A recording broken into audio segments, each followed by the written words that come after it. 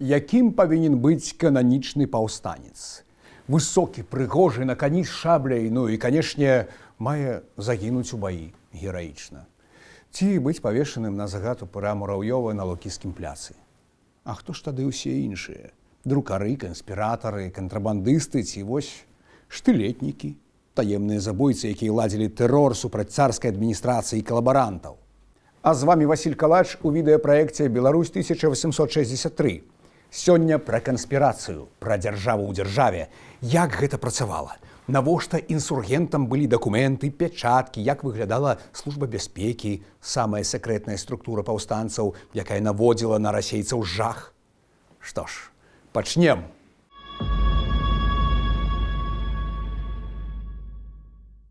І вось вам гісторыя для пачатку. Расійскі патруль каля Беластоку, а ўсе дарогі абсаджаныя маскалямі, спыняе фурмана, жытка. Дакументы! А ён ім паказвае два пашпарты. Адзін расійскі, а іншы з пячаткай нацыянальнага ўраду, паўстанчы. Откуда у тебя этот пашпарт? Ну, калі без гэтага не можна ехаць, що я вінаваты. Все фурманы маюць такія пашпарты. Кто тебе его дал? А ці я ведаю. Але, дзякуй Богу, грошай не ўзяў. Сказаў, не трэба. Где ты его нашел? А я яго не шукаў. Прыйшоў, пытае, куды паедзеш, жытку? Я думаў, ён хоча ехаць. Сказаў, што ў Беласток, а ён... Ты без майго пашпарта не поедешь. И дал добрый человек. Зачем ты взял эту бумажку, если у тебя был хороший паспорт? А ці гэты дрэнны? Мой швагер, ну той, што ў Брэсце жыве, пан ведае з барадой, не даехаў нават да Бельска, выскачалі разбойнікі, давай пашпарт. Не гэты, другі, а адкуль другі. І не пусцілі, вярнуўся, ой вэй. Жытка рускія адпусцілі, бо што ты зробіш, калі ў краі дзве ўлады? Іхняя расійская, ды і падпольная. Гэты кароткі дыалог з успамінаў Адольфа Белакоза, аднаго з лідараў падполля ў Беластоку. Мемуары ён выдаў ужо пасля арышту, катаргі. Да іх мы яшчэ будзем звяртацца. Дык пра што я? Студзеньскае паўстанне, на першы погляд, гэта нешта стыхійнае. Спачатку стыхійныя маніфестацыі, якія жорстка давяць і разганяюць казакі. Пасля стыхійны рух добраахвотнікаў, якія ідуць у лясы, не ведаючы, куды ўлезлі. Ну, стыхія, анархія. Так, само паўстанне шмат хто з лідараў, нават Каліноўскі, лічыў заўчасным, але гэта не значыць, што яго не рыхтавалі. Рыхтавалі, ды не толькі ў Варшаве, у Вільні, Горадні, Беластоку былі падпольныя арганізацыі. Спачатку гурткі аднадумцаў, а пасля структуры. На чале камітэт у Варшаве ці Вільні. А далей начальнік горада, павета, гміны, суд, скарбнікі, камісары ды нават паліцыя. Пра яе пазней. Падумайце, нават выданне агіткі мужыцкай праўды гэта цэлая спецаперацыя.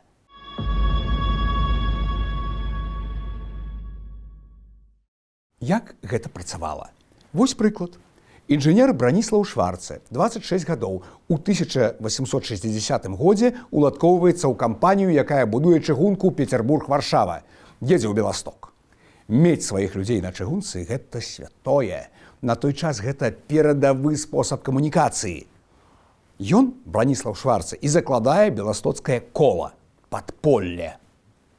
У арганізацыі гэтай было пастаноўлена, каб ведалі пра сябе толькі асобы, якія мелі непасрэдныя з сабою адносіны. Першы ад трэцяга аддзяляўся другім. Так узгадвае Белакоз, то бок табе распавядаюць не тое, што можна, а толькі тое, што трэба, не больш. У выпадку, калі трапіш на маскалёў, ты не закладзеш сетку, бо ты яе не ведаеш. Так і атрымалася, напрыклад, пераправіць з Украіны шрифты і пачаць друкаваць у Беластоку агіткі. Калі станем з палякамі, будзем роўнымі з панамі, усім шчасце Бог нам дасць і прападзе маскоўская ўласць. Не варта шукаць тут высокай паэзіі. Гэта лісткі для сялянаў, каб маглі чытаць у голас, завучваць і пераказваць адно аднаму. Для таго і рыфма. Не ўмееш чытаць, запомніш і перакажаш. І лісткі гэтай друкавалі не абы дзе, а ў касцельнай плебаніі ў самым цэнтры Беластока. За 400 метраў ад рэзідэнцыі генерала Захара Манюкіна. Падобна было і з мужыцкай праўдай. Даследчыкі дасюль спрачаюцца, дзе які нумар друкавалі, хто быў аўтарам, Каліноўскі, Рублеўскі, яшчэ нехта.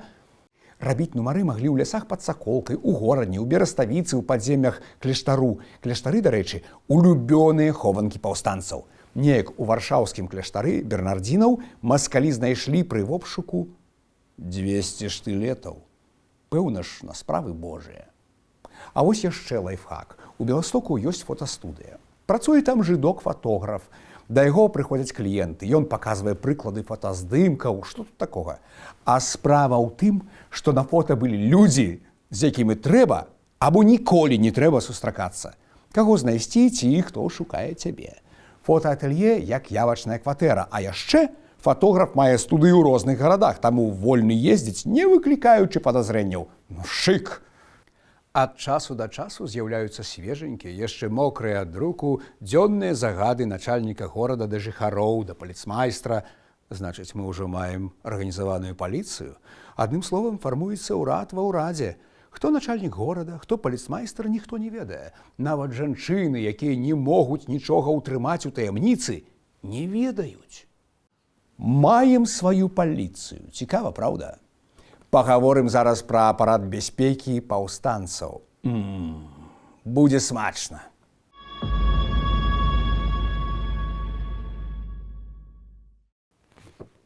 Панове і паненкі, гісторыю, якую мы тут распавядаем, не пачуеш, на жаль, у беларускіх школах. Але калі вы лічыце наш праект вартым, чакаем на падабайку і падпіску. І данат, калі бяспечна, каб мы маглі надалей распавядаць вядомую і невядомую, а галоўнае, праўдзівую гісторыю нашага краю. Дзякую.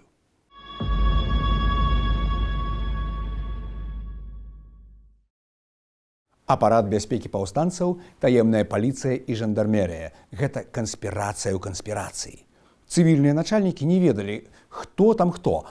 А навошта ім ведаць? Туды бралі, як правіла, адукаваную моладзь. Цікава, што ў Варшаве было нават жалаванне. 50 копеек на дзень. Афіцэры і вышэйшыя кіраўнікі, дарэчы, служылі без жалавання. Канешне, гэта гісторыя не пра грошы. Для параўнання, расійскі агент, які перадаваў дакументацыю сваім гаспадарам, мог атрымліваць да 100 рублёў за камплект дакументаў.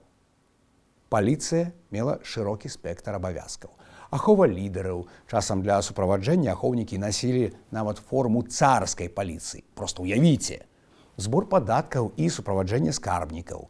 Агентурная праца. Свае людзі былі ў розных канцылярыях маскалёў, а дробныя шпікі сачылі за рухам войскаў ці наўпрост за вуліцай. Хто там чым дыхае?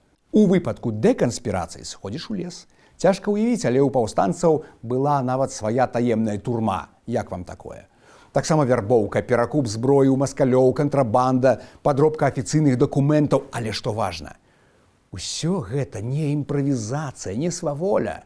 Кожнае рашэнне пра ліквідацыю здрадніка, напрыклад, прымаў не паўстанец, а таемны суд. І толькі так. А вось ліквідацыяй займаліся штылетнікі. Іхнай зброяй, апроч рэвальвера, быў штылет.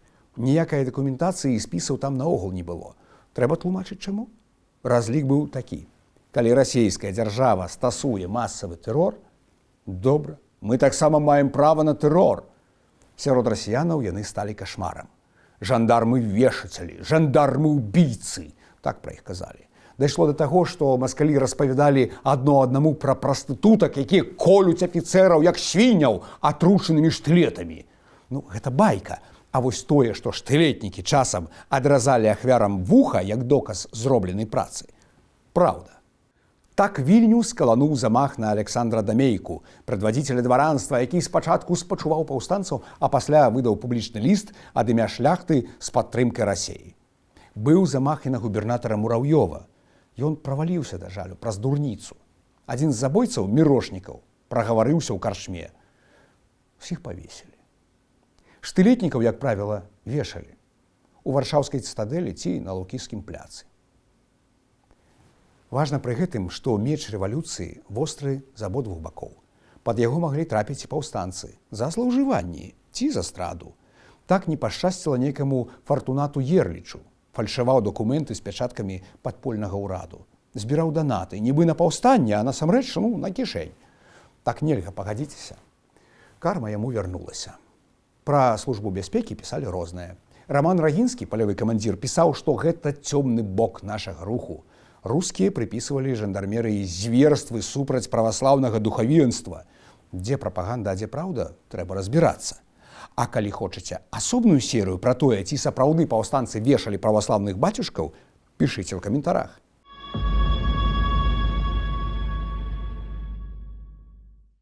Ці быў у гэтым сэнс? Свой урад, дакументы, служба бяспекі. А давайте вернемся назад. Памятаеце гісторыю пра жытка і пашпарт на самым пачатку. Сэнс у тым, што не толькі той жыдочак, але і маскалі, якія яго спынілі, паверылі ў падпольную дзяржаву. Бо яна вось тут, блізка, побач, за суседнім сталом у прыдарожнай карчме, на пероне вакзалу, на лясной дарозе. Хочаш быць дзяржавай? Дзейнічай як дзяржава. А дзяржава ў тым ліку гэта апарат гвалту. Калі ёсць пашпарт і пячатка, мае быць паліцыя, суд і той, хто выканае рашэнне гэтага суду. А вы як думаеце, ці можа сёння гэты вопыт быць для нас карысным? Пішыце ў каментарах. Канешне, калі вам гэта бяспечна. А на сёння развітваемся. До сустрэчы. Гонар і годнасць.